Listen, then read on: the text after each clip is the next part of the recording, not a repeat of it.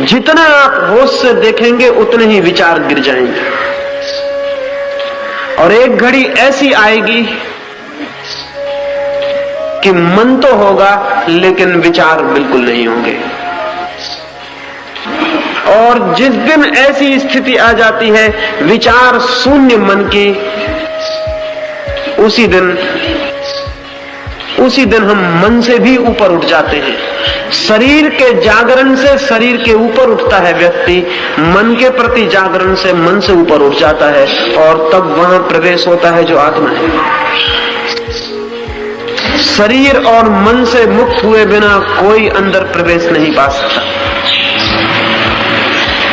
लेकिन शरीर और मन से मुक्त होने के लिए न तो शरीर को कष्ट देने की जरूरत है, न भूखा मारने की जरूरत है, न धूप में खड़ा करके तपस्या करने की जरूरत है। शरीर से मुक्त होने के लिए शरीर की क्रियाओं के प्रति जागने की जरूरत है। मेरे एक मित्र सीढ़ियों से गिर पड़े और बहुत चोट खा गए। पैर में बहुत असह दर्द, कोई 70 साल की उम्र है। मैं उन्हें देखने गया। डॉक्टर ने कहा कि 3 महीने तक बिस्तर से हिलना भी नहीं। और वो मित्र बहुत सक्रिय आदमी है।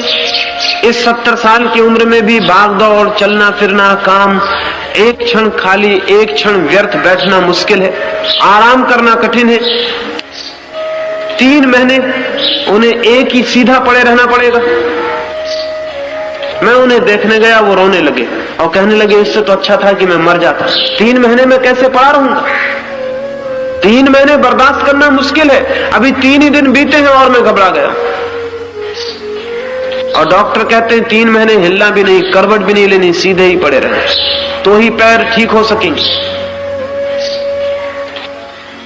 और पैर में बहुत तकलीफ है, उसे सहना मुश्किल है। अगर मैं काम में लग जाऊं तो शायद तकलीफ भूल भी जाए, लेकिन कोई काम नहीं तो वो तकलीफ ही तकलीफ मालूम हो रही।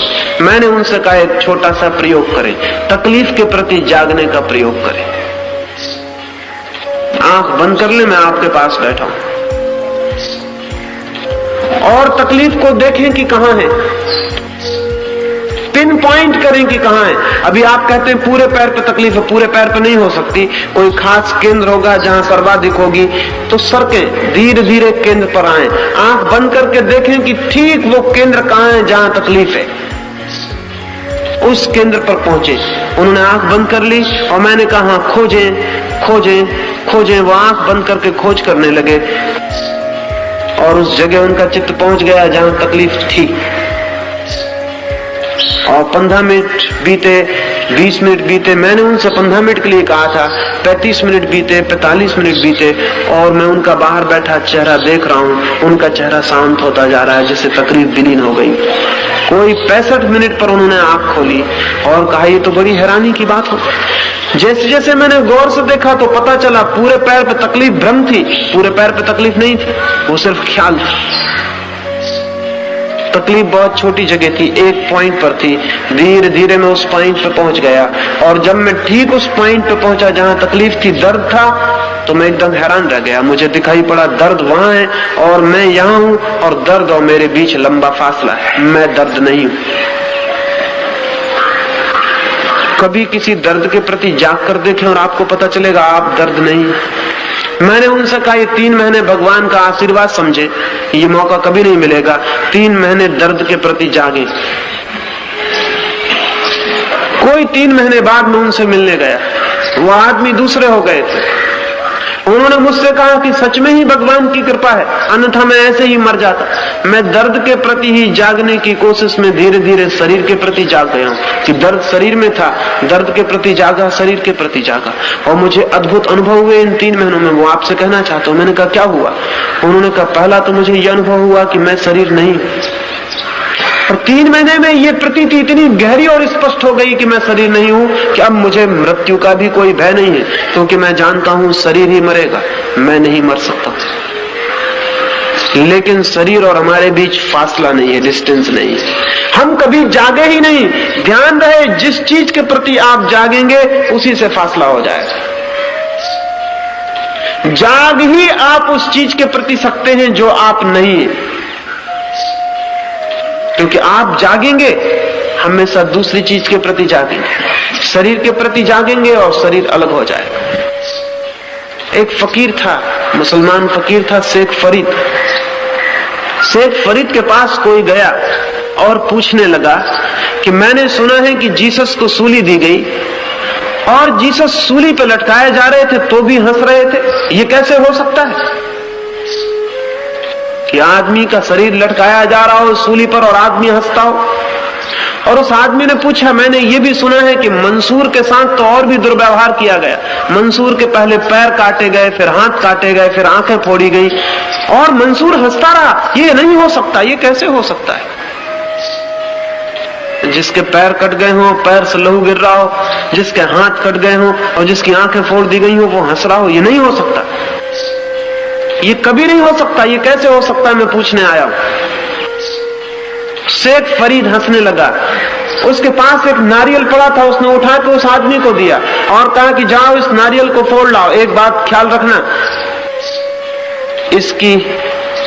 इसकी खोल टूट जाए लेकिन भीतर की गरी न टूटे। उस आदमी ने कहा ये नहीं हो सकेगा, नारियल कच्चा, खोल और गरी जुड़े हुए, ये नहीं हो सकता, मैं खोल तोड़ूंगा गरी भी टूट जाएगी। फरीद ने दूसरा नारियल उठा के दिया, सूखा नारियल, और कहा इससे हो सकता है, इसकी गरी को बचा के ले आना, खोल तोड़ देना। उस आदमी ने कहा यह हो सकता है। फरीद ने पूछा क्यों? उस आदमी ने कहा गरी और खोल के बीच फासला हो गया, हम खोल को तोड़ देंगे, भीतर की गरी साबित बच सकती, लेकिन कच्चे नारियल में ये नहीं हो सकता। तो फरीद ने कहा कि बस तू समझा कि नहीं समझा, जीसस और मंसूर जैसे लोग सूखे नारियल हैं, उनके शरीर और उनके बीच फासला है। तुम शरीर को चोट पहुंचाओगे, चोट शरीर से भीतर नहीं जाती, वो गरी तक नहीं पहुंचती, वो आत्मा तक नहीं पहुंचती, और हम सब कच्चे नारियल हैं, हमारे ऊपर चोट पहुंचती वो भीतर तक पहुंच जाती, क्योंकि बीच के फासले का हमें कोई भी पता नहीं है।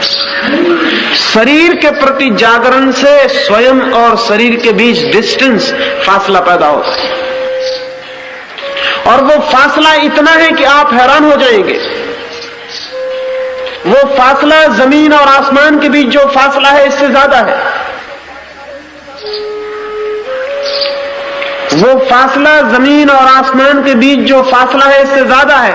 ये फासला कभी पूरा किया जा सकता है जमीन और आसमान के बीच का, शरीर और आत्मा के बीच का फासला कभी पूरा नहीं किया जा सकता। वो दिशाएं ही अलग हैं, डायमेंशन अलग हैं, उनके बीच जो फासला है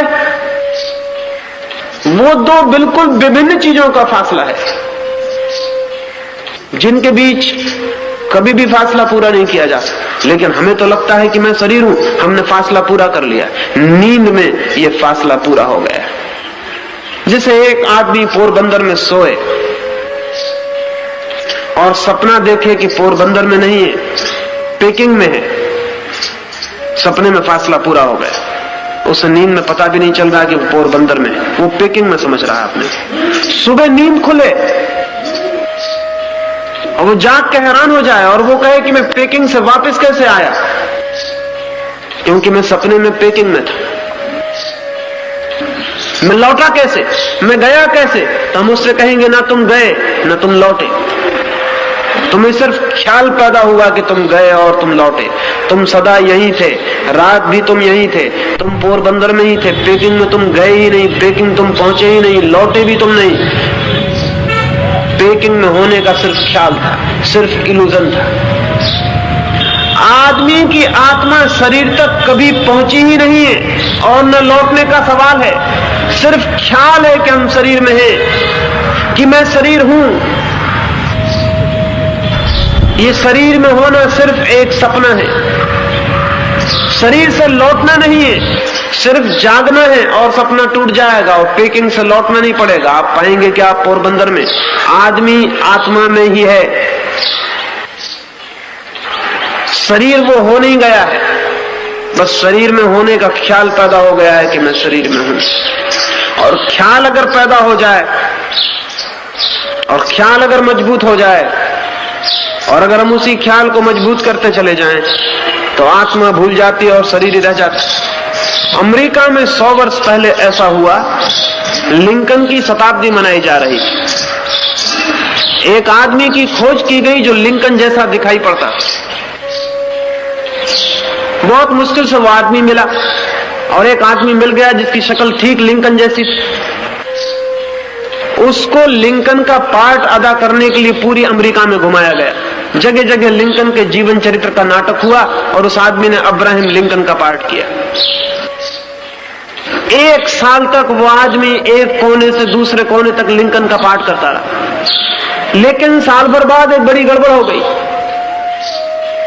नाटक खत्म हो गया, शताब्दी समाप्त हो गई, समारोह बंद हो गया और उस आदमी को यह भ्रम पैदा हो गया कि वो अब्राहम लिंकन। वो भूल गया, पागल हो गया, घर लौट आया लेकिन अपना नाम बताने लगा अब्राहम लिंकन। पहले तो लोगों ने समझा कि वो मजाक कर रहा है, लेकिन मजाक नहीं थी। उसने जो कपड़े नाटक में पहने थे वो उतारने से इंकार कर दिया। उसने कहा यही तो मेरे कपड़े। वो उन्हीं कपड़ों को पहन के सड़कों पर निकलने लगा। वो बिल्कुल लिंकन तो मालूम होता था, कपड़े भी लिंकन के पहनता था, वही लिबास पुराना जो लिंकन का था, उसी तरह छड़ी रखता था, उसी चाल से चलता था। पहले तो लोगों ने समझा कि वो मजाक कर रहा है, लेकिन जब महीने 2 महीने बीत गए और घर के लोग, पत्नी, बेटे, वो किसी को मानता ही नहीं था। वो कहता था मैं अब्राहम लिंकन। तब तो परेशानी हुई। उसे बहुत समझाया गया लेकिन वो मानने को राजी नहीं हुआ। उसे बहुत डराया धमकाया गया लेकिन वो मानने को राजी नहीं हुआ। फिर लोगों को शक हुआ कि ये खुद अपने भीतर तो जानता ही होगा कम से कम कि मैं अब्राहम लिंकन नहीं हूं। बहुत भीतर तो जानता होगा। एक मशीन होती है लाई डिटेक्टर, जिस पर झूठ पकड़ी जा सकती। उस मशीन पर उसको खड़ा किया गया। उस मशीन पर खड़े करके अगर आपसे पूछा जाए तो जो सत्य है वो आप बोलेंगे तो आपकी हृदय की गति दूसरी रहती, और आप असत्य बोलेंगे तो हृदय की गति में फर्क पड़ जाता है। इसलिए वो मशीन नीचे हृदय की गति आंक लेती है कि फर्क कब पड़ा। जैसे आपसे पूछा कि आप स्त्री हो कि पुरुष, आपने कहा मैं पुरुष, तो झूठ बोलने का कोई कारण नहीं है। मशीन नीचे आपकी गति अंकित करेगी। आपसे पूछा कि इस समय कितना बजा है घड़ी में, आपने कहा 9, तो झूठ बोलने का कोई कारण नहीं, मशीन नीचे अंकित करेगी। आपसे 8-10 ऐसे प्रश्न पूछे जाएंगे जिनमें झूठ बोलने का कोई कारण ही नहीं। फिर आपसे असली सवाल पूछा जाएगा।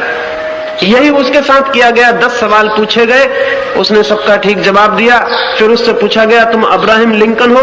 वो घबरा गया था, वो परेशान हो गया था इस बात से। लोग पूछ पूछ के हैरान कर दिए। उसने कहा मैं अब्राहम लिंकन नहीं हूं, लेकिन मशीन ने नीचे से बताया कि यह आदमी झूठ बोल रहा है।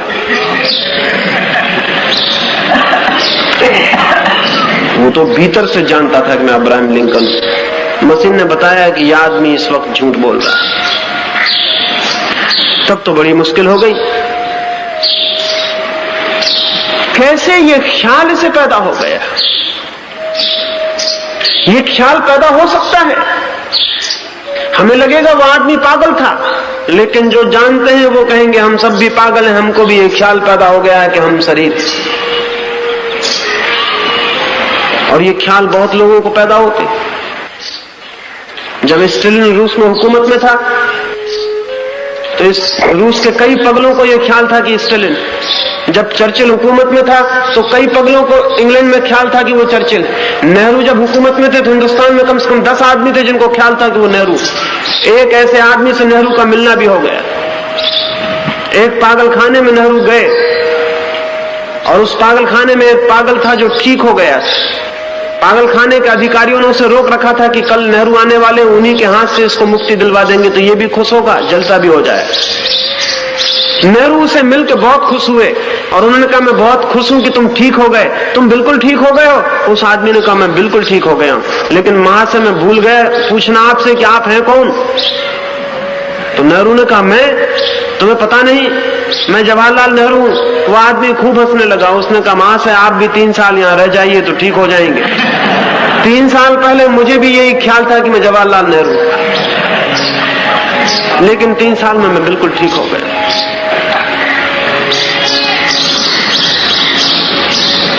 आदमी के भ्रमों की कोई सीमा नहीं।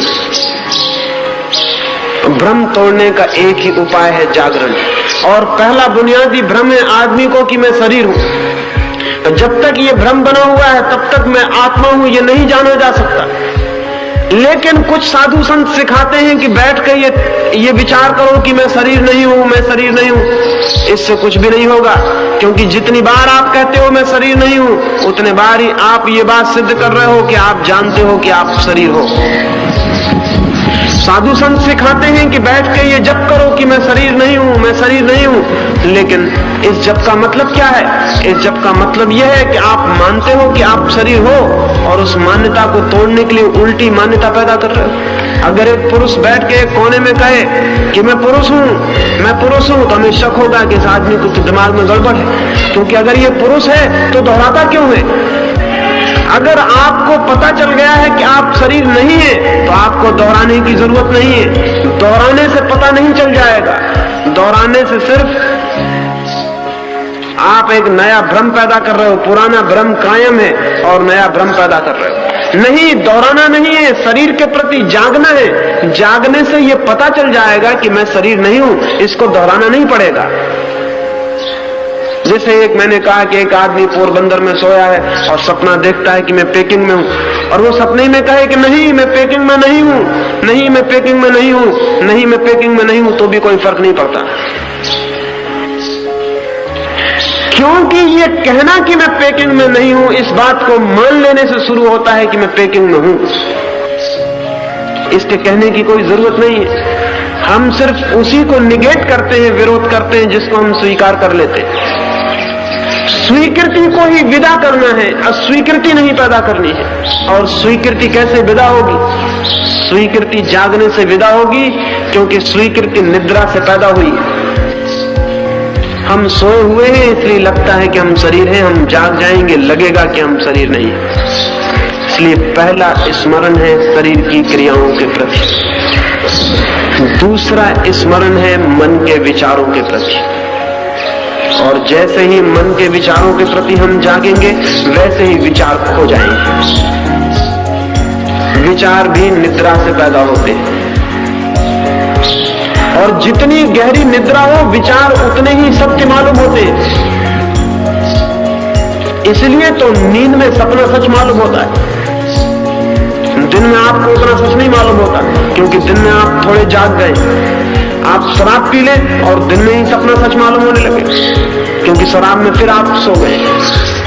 अभी अमेरिका में दो नई चीजें चलती हैं, लिसर्जिक एसिड और मेस्कलीन। इन दोनों चीजों को लेने से आदमी दिन में ही जागते ही ऐसे सपने देखने लगता है जिनका कोई हिसाब नहीं। जैसा भांग और गांजे से होता है, वैसे ही ये नए सिंथेटिक ड्रग्स, नई बनाई गई दवाएं हैं जिनको लेने से आदमी अद्भुत आनंद में पहुंच जाता है। जो देखना चाहे वही दिखाई पड़ने लगता है। स्वर्ग देखिए, नर्क देखिए, भगवान देखिए, जो भी देखना चाहिए देखिए। बस एक ड्रग ले लीजिए और 6 घंटे के लिए खो जाइए।